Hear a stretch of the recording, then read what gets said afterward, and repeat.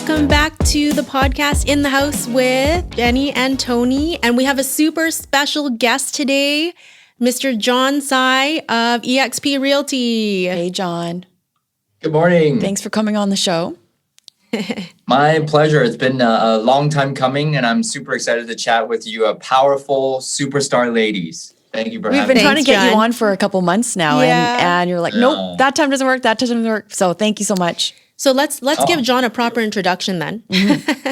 So John is a top producer in Metro Vancouver, top 1% of all Greater Vancouver realtors. And John, you're a family man. You have one daughter named Zoe with another baby on the way with your beautiful wife, Crystal. You efficiently run a team of 6 at the John Tsai Group.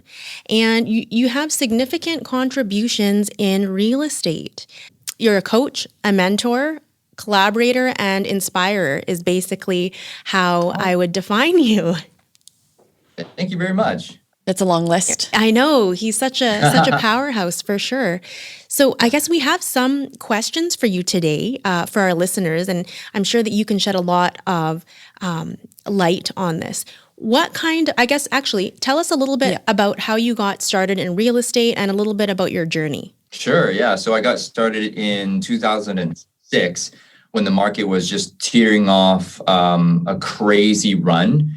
And at that time, I started first 6 months, I did 2 deals and it was helping somebody out. I got paid $2,500. I was like, okay, well, this is just what real estate is, right? And then I got into debt. Second year, I did 17 transactions. I thought I made it. 104,000 in my second year, earned income, and I went out and bought a $100,000 car. Woo! And big spender. I thought I made it, right? I thought I got this. And then 2008, guess what happened? Everything started crashing down. I was, working 7 days a week, but did 10 deals, right? 2007, I was working maybe 4 hours a day, 5 days a week doing 17 deals. So crazy. And then got into about $60,000 worth of debt at that time. And I decided to get engaged. I was like, okay, I think I'm ready. I got a bunch of debt under my belt, and I'm going to go out and get engaged. So I got another loan for $20,000 and proposed to my fiance, my girlfriend then, and now my wife still. Same girl. Beautiful Crystal. Beautiful Crystal. And so, I was about $90,000 in debt at that time, and I had nowhere else to go. I was like, okay, well, now I'm motivated. Right. And I went and signed up for coaching with the Micro organization and, didn't do a deal after signing up for coaching for 6 months. And John, what was the cost of the coaching? Wasn't it like $1,000 a month back then? US? $1,000 back then, 2008, American was $1,500 Canadian. So I said, okay, well, I had nowhere else to go. And this is the only man that made sense to me. And it's the only way to keep my head above water. Right. And I signed up, still didn't do a deal, but I kept with it. And for the audience listening, you got to keep with it. No matter how tough it gets, you got to keep with it. This is the only way you will succeed in real estate is if you never give up.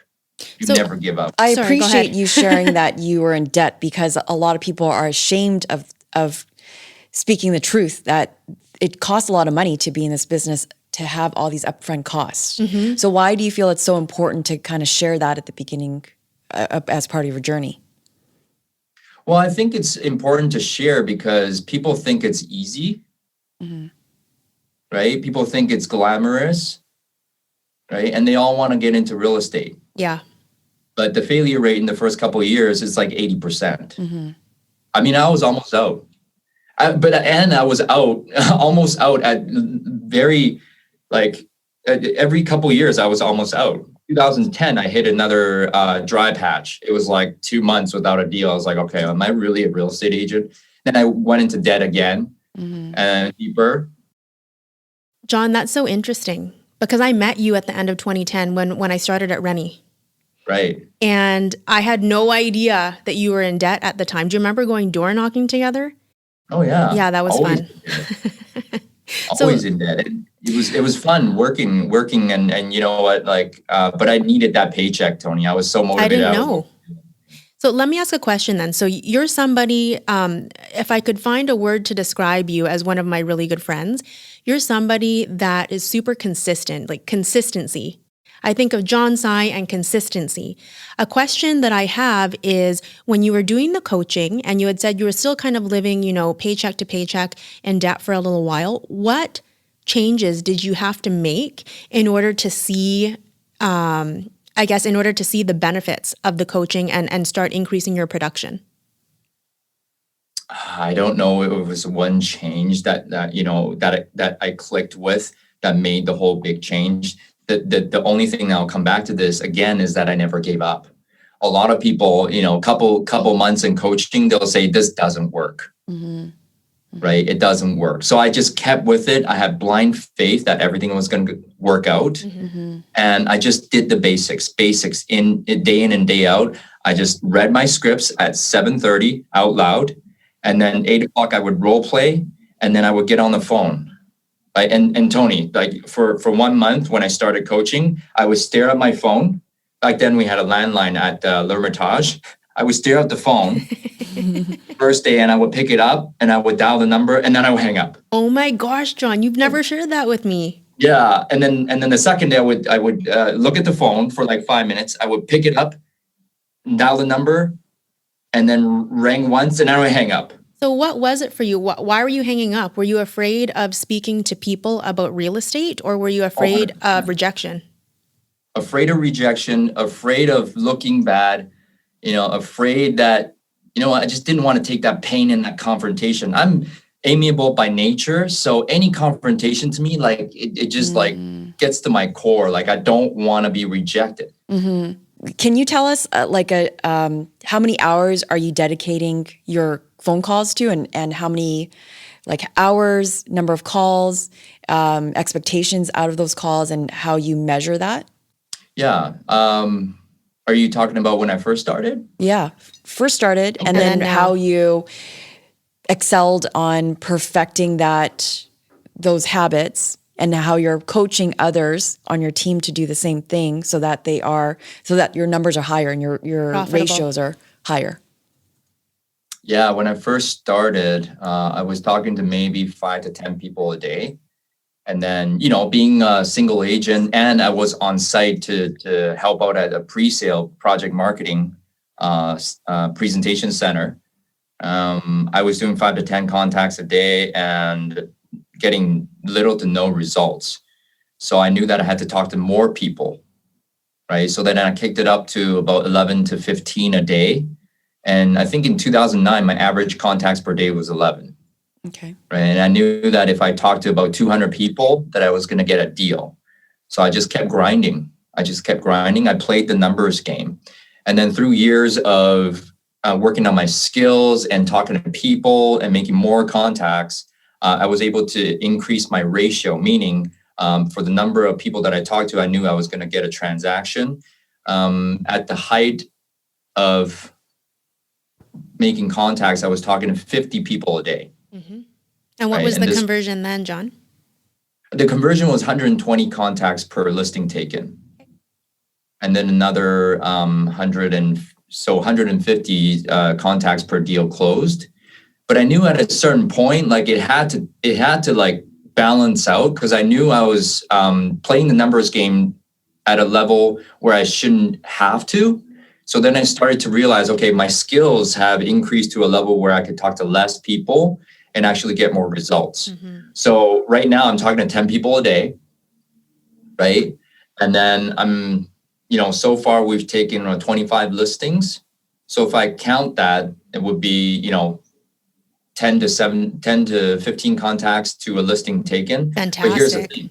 But here's the thing, I've created a team, right? So then it's not me prospecting alone anymore. It's Michael that's getting on the phone. It's Ashok getting on the phone. Alvin, mm-hmm. Jeff, mm-hmm. right? These guys are all pounding the phones and I'm pounding the phones as well. But now, because I'm a team leader, I'm allocating more time to coaching them, to training them, to supporting them, and to work on the business at a higher level mm-hmm. and in the business on the ground level. Mm-hmm. even in 2015, 16, 17, 18, although I was leading a team, but I was still working in the business 5-6 hours a day, grinding on the phone. But little did I know that wasn't going to build a foundation that was going to have a sustainable team. Because if I step away, the 50, 60 contacts a day are gone. And I would come back from vacation, business will be slow. And then I had to pick it up again. So right?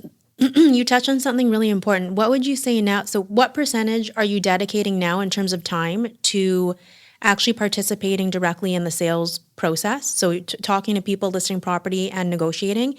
And also what percentage of time do you dedicate then to managing your team? I would say a total amount of working in the business prospecting right now would be an hour and a half. Great. To do the reach outs, to connect with clients. But in terms of supporting the team, that's the rest of the 7 hours I dedicate to real estate per day.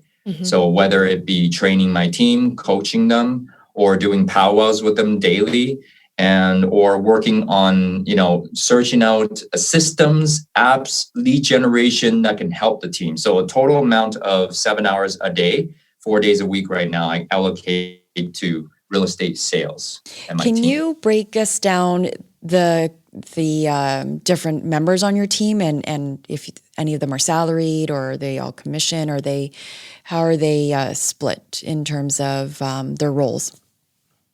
Yeah, for sure. So I got Michael, Bonnie, Jeff, Alvin, Remy.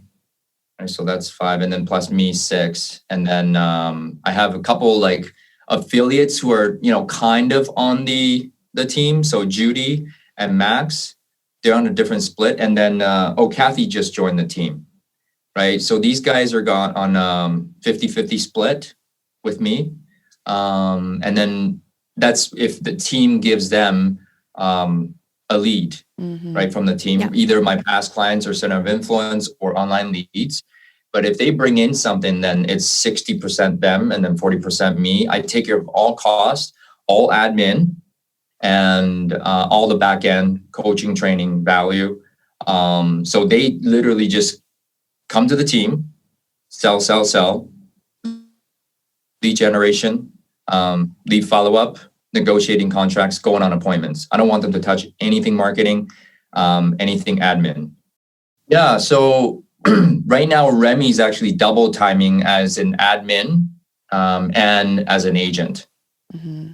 Right? So kind of like pseudo, admin agent. So Renee is full-time office manager. And then Remy is like half and half. And then we have a full-time VA in the Philippines. Oh, that's interesting because I've always wanted to know if that actually works. Yeah, it really depends on what you want them to do, right? We give them very not time-sensitive tasks that needs to be done, that's tedious. And it's a no-brainer for them to do, but it just needs time. Which company have you sourced out?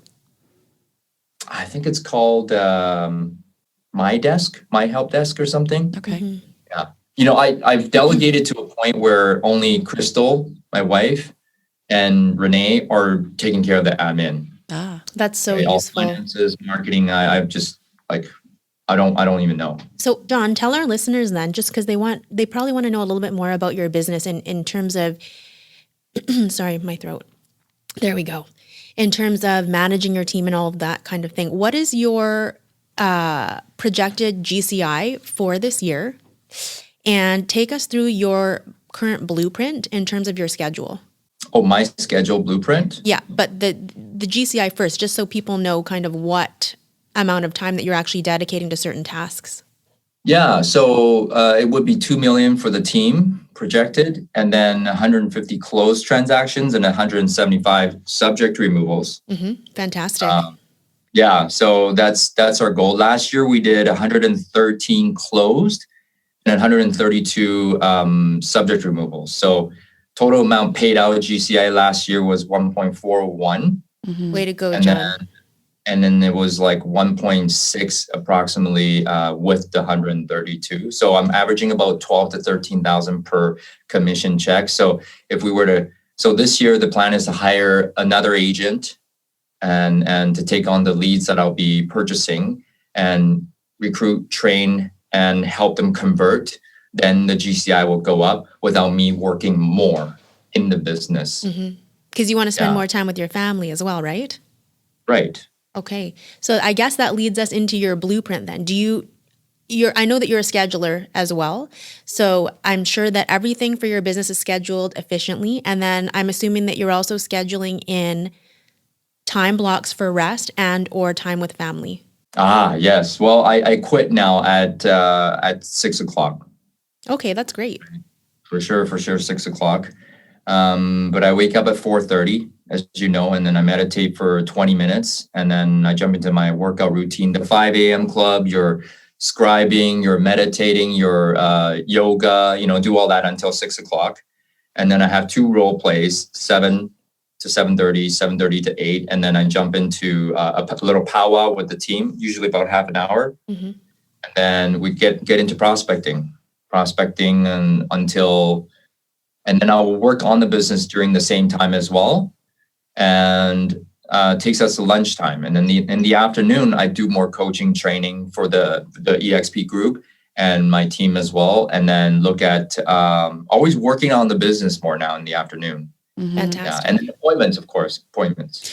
So we have a lot of listeners who want to try to form a team. And what are some of the qualities or attributes or skills you're looking for them to be able to join your team? You know what? I haven't put out an ad or anything like that to say, we're hiring.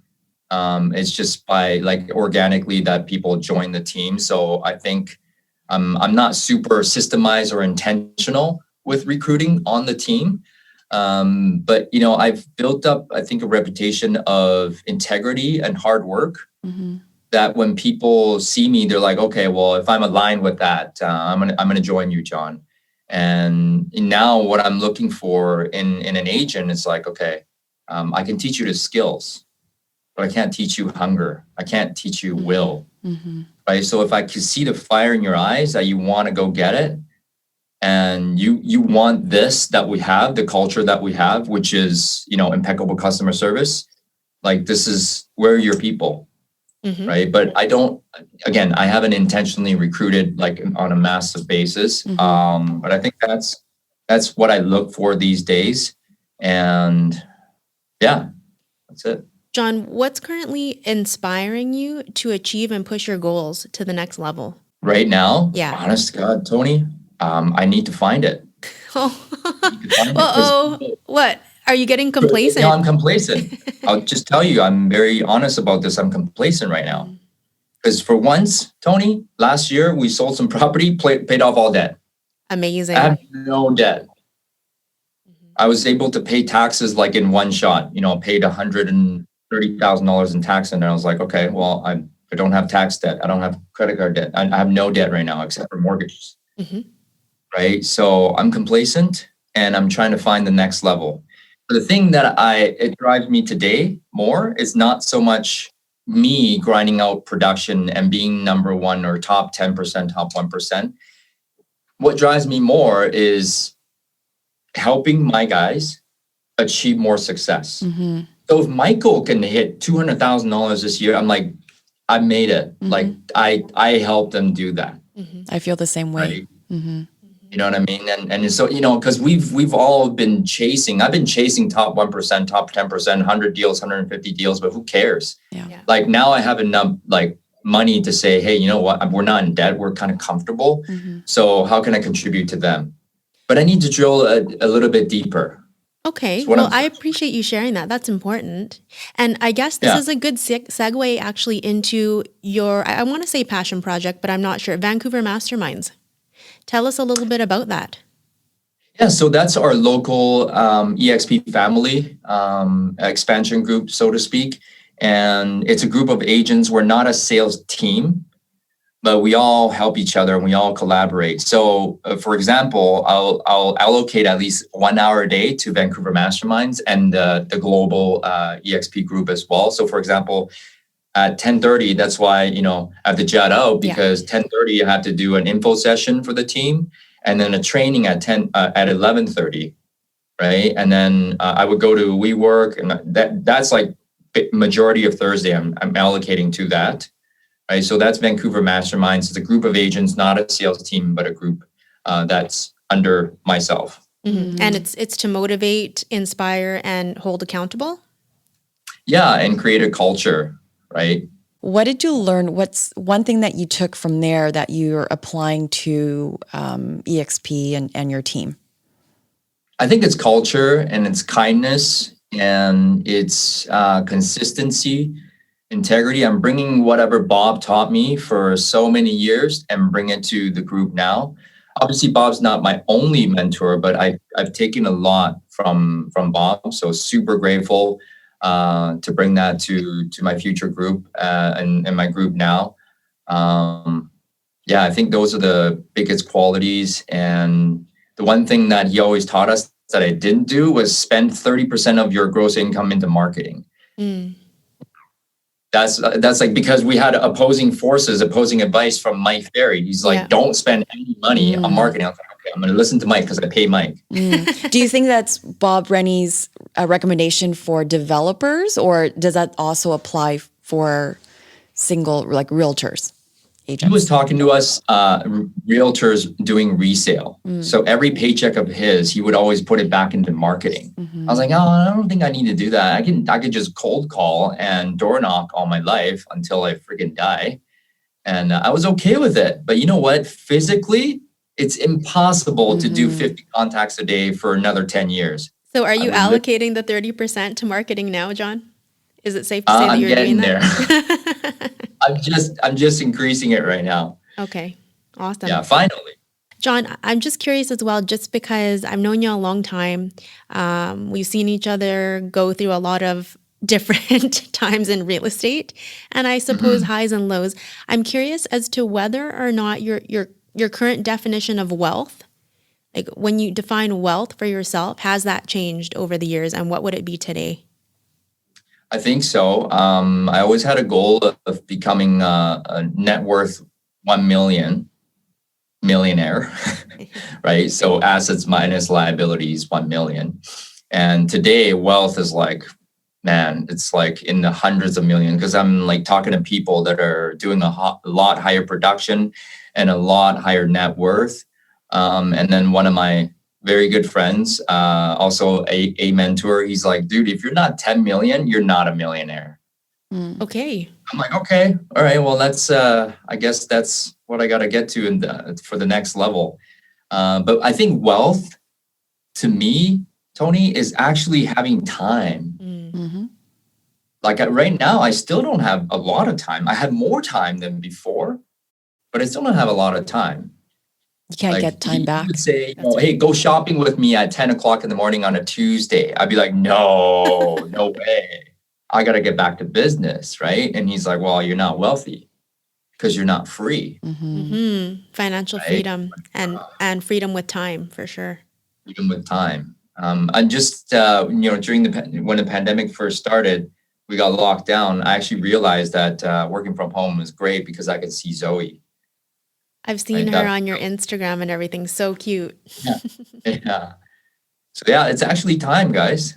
What's one thing you changed last year due to the pandemic? A big distinction is to become not just a salesperson, but a great business person, great businessman. What I mean by that is that, to me, how I define it is everything that I invest in has to be positive cash flow. And everything has to be a clean slate.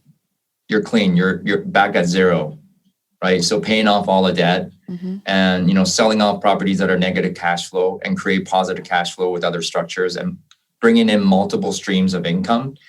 That's being a true businessman. Instead of me just being a salesperson grinding away forever, chasing the ego, 100 deals, right?